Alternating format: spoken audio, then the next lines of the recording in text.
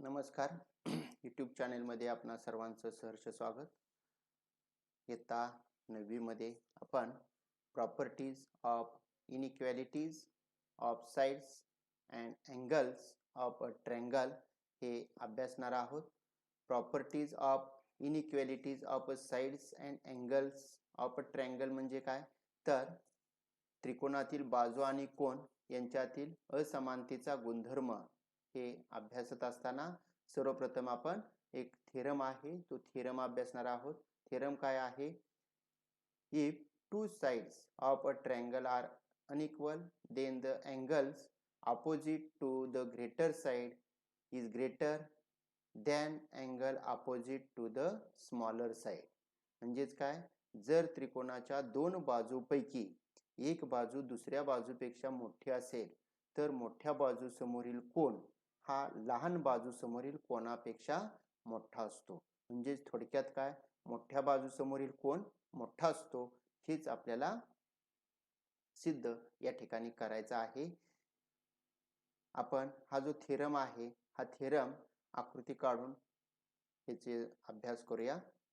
सर्वप्रथम या ठिकाणी आकृती काढूया आपण.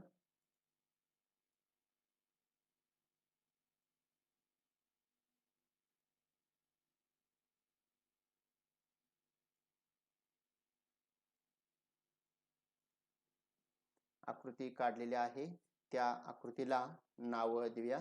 नाव पुस्तकात जी आहेत हीच नाव आपल्याला या ठिकाणी सुद्धा द्यायची आहेत. पुस्तकात या ठिकाणी x नाव दिलेलं आहे, या ठिकाणी y नाव दिलेलं आहे, या ठिकाणी z नाव दिलेलं आहे. आता गिवन मध्ये बघा, आता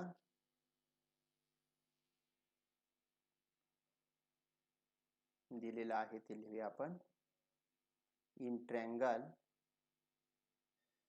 x Y Z side xy is less than side xz. xy पेक्षा xz ही मोठी आहे हे आपल्याला दिलेलं आहे. आपण टू प्रूव्ह काय प्रूव्ह करणार आहोत? To prove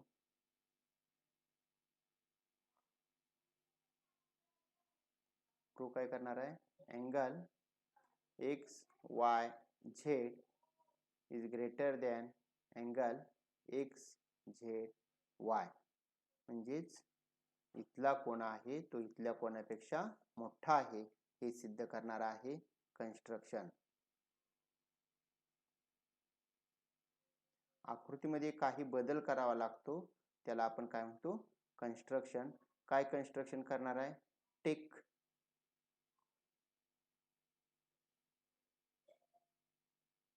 point P on side xz such that xp equal to xy. या ठिकाणी आपल्याला x हा असा पॉइंट घ्यायचा आहे की xy आणि xp हे सारखे असतील. या ठिकाणी P हा पॉइंट घेणार आहे आपण.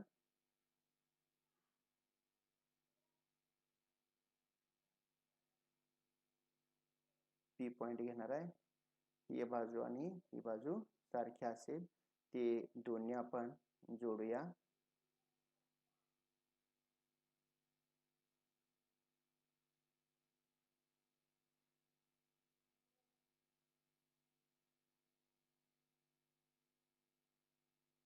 हे दोन्ही जोडले. आता प्रूफ.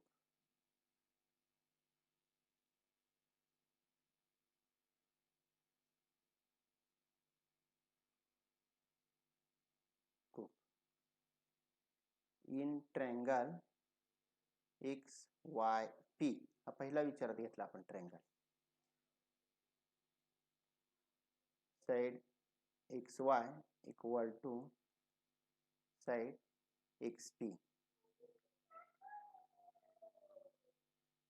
कंस्ट्रक्शन हे कंस्ट्रक्शन मध्ये आपण घेतलं आहे X Y equal to X P. angle XPY is exterior angle of triangle PYZ. या PYZ हा जो ट्रायंगल आहे त्याचा हा जो कोन आहे तो एक्सटेरियर अँगल आहे. किंवा याच्या अगोदरची एक स्टेप लिहूया आपण. एक्सटेरियर अँगल नंतर लिहूया. Angle XYP equal to angle XPY. हे दोन अँगल आहेत हे कॉन्ग्रुएंट असतील कारण समद्विभुज त्रिकोण आहे. तो त्रिकोण कसला आहे? समद्विभुज त्रिकोण IS आयसोस्केल्स ट्रायंगल. आयसोस्केल्स ट्रायंगल थेरम आपल्याला माहित आहे. त्या थेरम नुसार हे जे प्रॉपर्टी आहे ती इथं उपयोगी येईल. त्यानंतर angle XPY is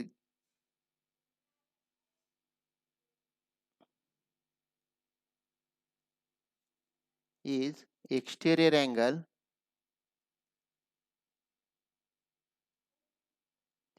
of triangle PZY. या त्रिकोणाचा हा कोन आहे तो बाह्य कोन आहे. XPY हा जो कोन आहे तो ट्रायंगल PZY या त्रिकोणाचा बाह्य कोन आहे. आणि बाह्य कोनाचे माप हे दुरुस्त आंतरकोनांच्या मापांच्या बेरजेइतके असते. हा थेरम आपण अभ्यासलेला आहे.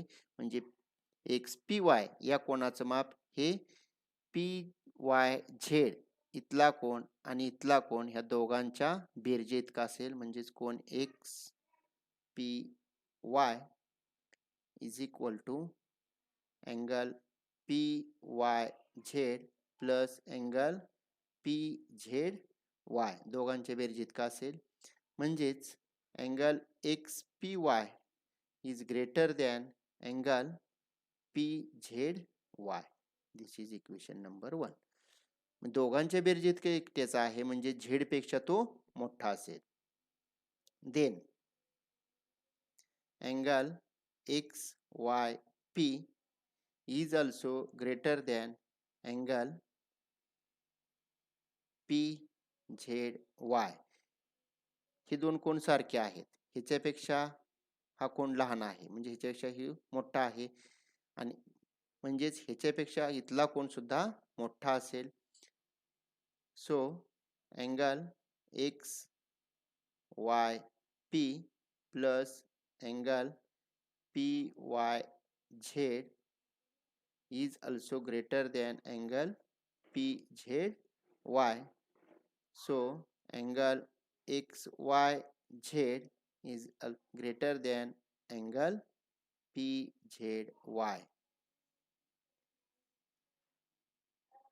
इथला कोन आहे तो इथल्यापेक्षा मोठा आहे. मग दोघांची बेरीज ही नक्कीच या कोनापेक्षा मोठी आहे आणि तेच आपल्याला इथं प्रूव्ह करायचं होतं. मोठ्या बाजूसमोरील कोन मोठा असतो आणि लहान बाजूसमोरील कोन हा लहान असतो.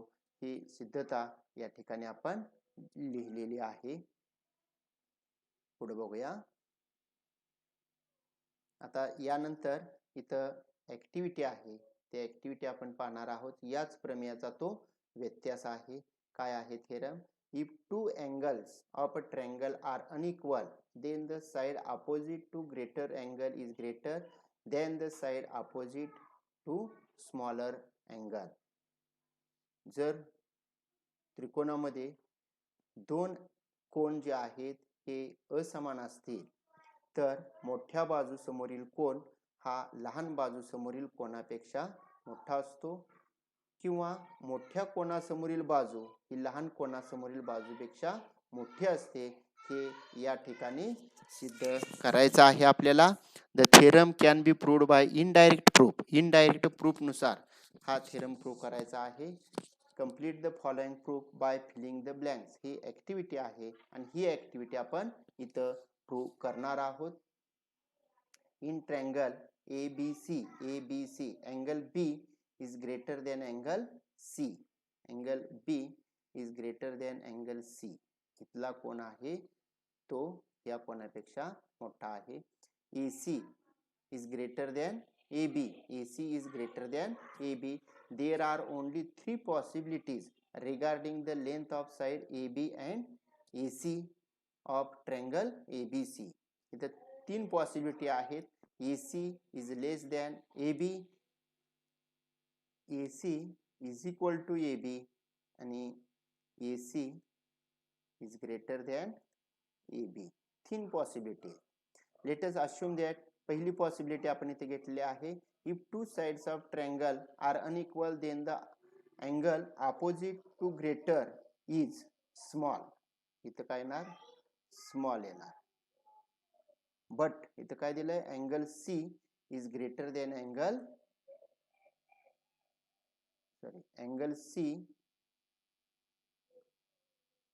is greater than angle B या ठिकाणी येईल. But angle C is less than angle B दिलेला आहे. This creates contradicts. वाक्यामध्ये विसंगता येते म्हणून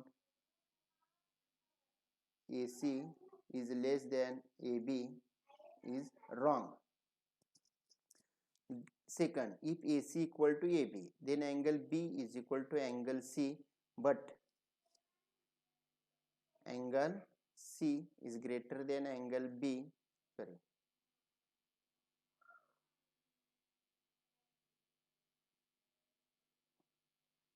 या पॉसिबिलिटी नुसार B आणि C सारखे येतील आणि आपल्याला दिले काय बघा इथं angle B is greater than angle C इथं दिलेला आहे. This is also contradiction म्हणजे ही सुद्धा विसंगती दर्शवते. म्हणजेच AC is not equal to AB किंवा AC equal to AB is wrong. आणि राहिलं तिसरं, 2 असत्य आहेत म्हणजे तिसरं जे आहे हे सत्य असेल किंवा विधान बरोबर असेल. AC is greater than AB is only remaining possibility आणि AC is greater than AB ही या ठिकाणी प्रूव्ह होईल. नेक्स्ट आहे आता इथं बघा as shown in the adjacent figure. आता ही फिगर आहे, आपण सुद्धा आपल्या आजूबाजूला बघतो. हा रस्ता आहे, इथं असलेला विद्यार्थी आहे. हा रस्ते इथं त्याची शाळा आहे आणि या ठिकाणी त्याचं घर असेल किंवा इथं शाळा असेल, इथं घर असेल आणि त्याला इथून शाळेत जायचं आहे. तर रस्ता कसा आहे? इथून असाच इकडं फिरून रस्ता आहे. तो इथनं मधनं चाललाय. का मधून चालला असेल? तर इकडून फिरून जायचा आहे रस्ता. म्हणजे अंतर कोणतं जास्त होणार आहे? इकडचं इथनं मधनं जाण्याचं अंतर जास्त होणार आहे का इकडं फिरून जाण्याचं अंतर जास्त होणार आहे? आपल्याला आकृती बघितल्यावर सुद्धा लक्षात येईल की हे जे अंतर आहे हे फिरून जायचं आहे, इकडं असंच लांबून जायचं. म्हणजे तो अंतर कोणतं पसंत करेल?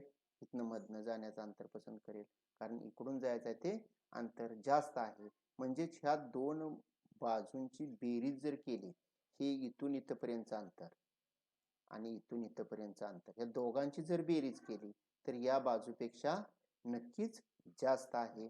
म्हणजे काटकोन त्रिकोणामध्ये 2 बाजूंची बेरीज ही कर्णापेक्षा जास्त असते. हा इथं पुढं आपल्याला थेरम येणार आहे आणि हा थेरम आहे तो इथंच आपण प्रूव्ह करणार आहोत. गिवन काय दिलेला आहे? Triangle ABC is any triangle. ABC हा एक ट्रायंगल दिलेला आहे. प्रूव्ह काय करायचं आहे?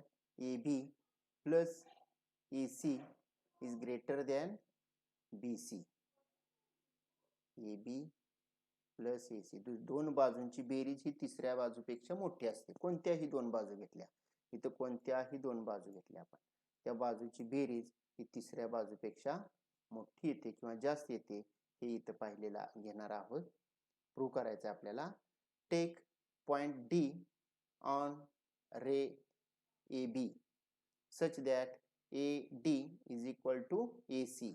हे दोन्हीची माप सारखी येतील असा D हा पॉइंट या ठिकाणी घेतलेला आहे आणि AD आणि AC या बाजू सारख्या असतील असाच हा डी बिंदू घेतलेला आहे. In triangle ACD AC is equal to AD, दोन बाजू सारख्या आहेत म्हणजे इथले कोण सुद्धा कसे येतील, सारखे येतील. ACD आणि ADC का, हे दोन कोण सारखे का येतील, तर हे समद्विभुज त्रिकोण झाला आणि समद्विभुज त्रिकोणांमध्ये पायालगतचे कोण हे सारखे असतात. कारण समद्विभुज त्रिकोणात दोन बाजू सारख्या असतील, एकरूप बाजू समोरील कोण हे एकरूप असतात. त्यामुळं इथं आपल्याला या दोन कोण सारखे आहेत हे दिसून येईल. त्यानंतर या दोघांची बेरीज बघा, अँगल ACD प्लस अँगल